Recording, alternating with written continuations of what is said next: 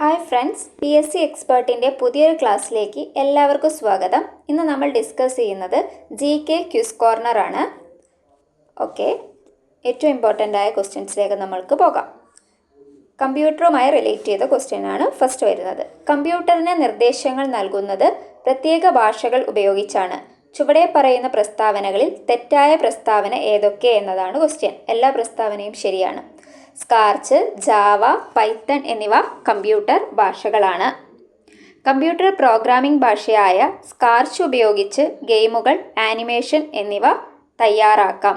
സ്കാർച്ചിൽ programme ചെയ്യുന്നതിനുള്ള കോഡുകൾ type ചെയ്യേണ്ടതില്ല.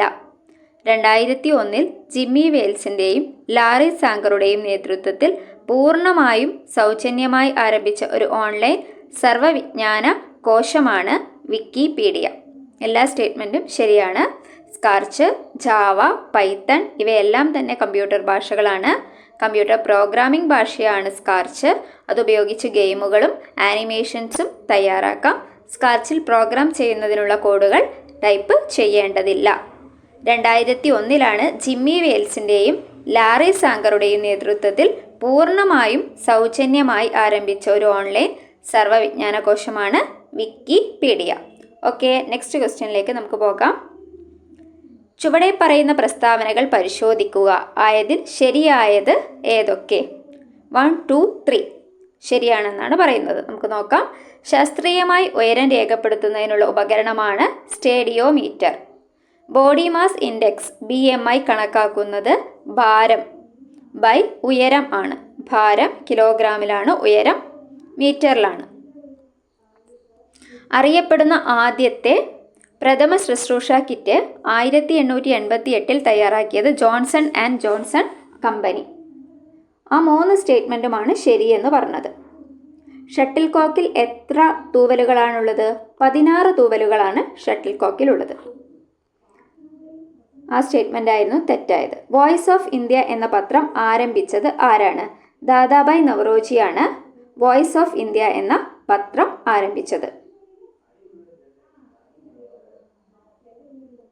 ചുവടെ പറയുന്ന കേരളത്തിലെ ആദ്യത്തെ ബയോ ജില്ല ഏത്? കേരളത്തിലെ ആദ്യത്തെ ബയോ ജില്ല കാസർഗോഡാണ്. കാസർഗോഡ്. ചുവടെ പറയുന്ന പ്രസ്താവനകളിൽ നിന്നും വ്യക്തിയെ തിരിച്ചറിയുക. കുട്ടിക്കാലത്ത് തന്നെ ധാരാളം ചിത്രങ്ങൾ വരച്ച് ലോകത്തെ അതിശയിപ്പിച്ച ചിത്രകാരനായിരുന്നു അദ്ദേഹം.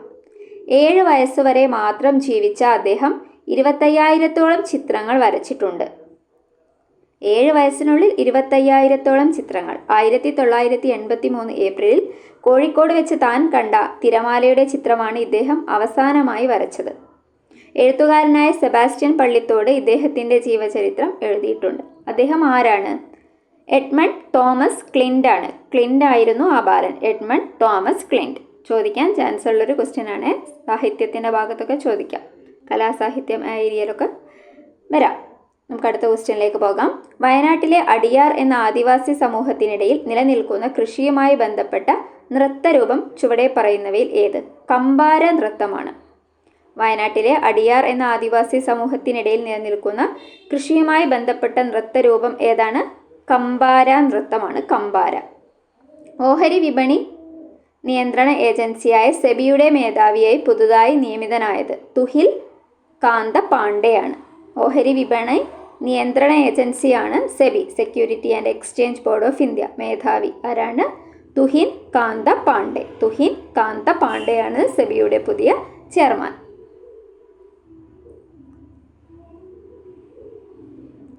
ആധുനിക മലയാള നാടകവേദിക്ക് വഴിതെളിച്ച സാഹിത്യകാരനായ G. ശങ്കരപ്പിള്ളയുമായി ബന്ധപ്പെട്ട് ചുവടെ പറയുന്ന പ്രസ്താവനകളിൽ തെറ്റല്ലാത്ത പ്രസ്താവനകൾ ഏതൊക്കെ എന്നതാണ് ക്വസ്റ്റ്യൻ. 1, 2, 3 ആ 3 സ്റ്റേറ്റ്മെൻറ്റും ശരിയാണ്. ആധുനിക മലയാള നാടകവേദിക്ക് വഴിതെളിച്ച സാഹിത്യകാരനാണ് G. ശങ്കരപ്പിള്ള. നമുക്ക് നോക്കാം. നാടകക്കളരി പ്രസ്ഥാനത്തിന് അദ്ദേഹം തുടക്കം കുറിച്ചു. G. ശങ്കരപ്പിള്ളയാണ് നാടകക്കളരി പ്രസ്ഥാനത്തിന് തുടക്കം കുറിച്ചത്. നോട്ട് ചെയ്യണേ. സ്കൂൾ ഓഫ് ഡ്രാമ സ്ഥാപക ഡയറക്ടറും സംഗീത നാടക അക്കാദമിയുടെ ചെയർമാനും ആയിരുന്നു. ഓക്കെ, സ്കൂൾ ഓഫ് ഡ്രാമയുടെ സ്ഥാപക ഡയറക്ടർ അദ്ദേഹമായിരുന്നു. കൂടാതെ സംഗീത നാടക അക്കാദമിയുടെ ചെയർമാൻ പൊസിഷനിൽ വന്നിട്ടുള്ള വ്യക്തിയാണ് G. ശങ്കരപ്പിള്ള. ഓക്കെ, നാടകകൃത്ത്, സംവിധായകൻ, സാഹിത്യ നിരൂപകൻ എന്നീ നിലകളിൽ പ്രശസ്തനാണ് അദ്ദേഹം. ഓക്കെ, എന്തൊക്കെയാണ്? നാടകകൃത്തായിരുന്നു, സംവിധായകനായിരുന്നു, സാഹിത്യ നിരൂപകനായിരുന്നു. ഭാവായി നൃത്തം ഇന്ത്യയിലെ ഏത് സംസ്ഥാനത്ത് പ്രചാരത്തിലുള്ള നൃത്തരൂപമാണ്? ഭാവായി രാജസ്ഥാനിലുള്ള നൃത്തരൂപമാണ്. ചരക്കുകളെയും മനുഷ്യനെയും ഒരു സ്ഥലത്ത് നിന്ന് മറ്റൊരു സ്ഥലത്തേക്ക് കൊണ്ടുപോകാൻ പലതരത്തിലുള്ള ഗതാഗത മാർഗങ്ങൾ നാം പ്രയോജനപ്പെടുത്തുന്നുണ്ട്. ചുവടെ പറയുന്ന പ്രസ്താവനകളിൽ ശരിയായത് ഏതൊക്കെ? എല്ലാ സ്റ്റേറ്റ്മെൻറ്റും ശരിയാണ്. നമുക്ക് നോക്കാം.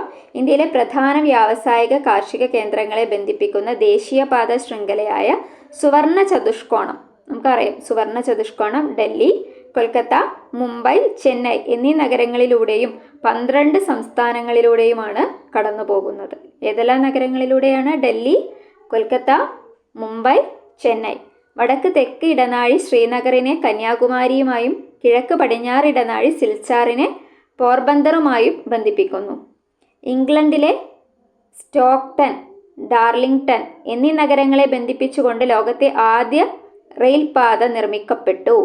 ലോകത്തെ ആദ്യത്തെ റെയിൽപാത എവിടെയാണ് നിർമ്മിക്കപ്പെട്ടത്? ഇംഗ്ലണ്ടിലെ സ്റ്റോക്ടണും ഡാർലിംഗ്ടണിനുമാണ് കണക്ട് ചെയ്തത്. സ്റ്റോക്ടണും ഡാർലിംഗ്ടണും. കേരളത്തിലെ ആദ്യത്തെ റെയിൽപാത ബേപ്പൂർ മുതൽ തിരൂർ വരെയായിരുന്നു. ചുവടെ പറയുന്നവയിൽ പാർവതി പുത്തനാർ കനാലുമായി ബന്ധപ്പെട്ടത് ഏത്? വേളി കഠിനകുളമാണ്. വേളി കഠിനകുളമാണ് പാർവതി പുത്തനാറുമായി ബന്ധപ്പെട്ടത്. ഓക്കെ, PSC എക്സ്പേർട്ടിൻ്റെ ക്ലാസ് കേട്ടിരുന്നതിന് എല്ലാവർക്കും നന്ദി. നിങ്ങൾക്ക് ക്ലാസ് ഇഷ്ടപ്പെട്ടാൽ ലൈക്ക് ചെയ്യുക, ഷെയർ ചെയ്യുക, സബ്സ്ക്രൈബ് ചെയ്യുക. താങ്ക്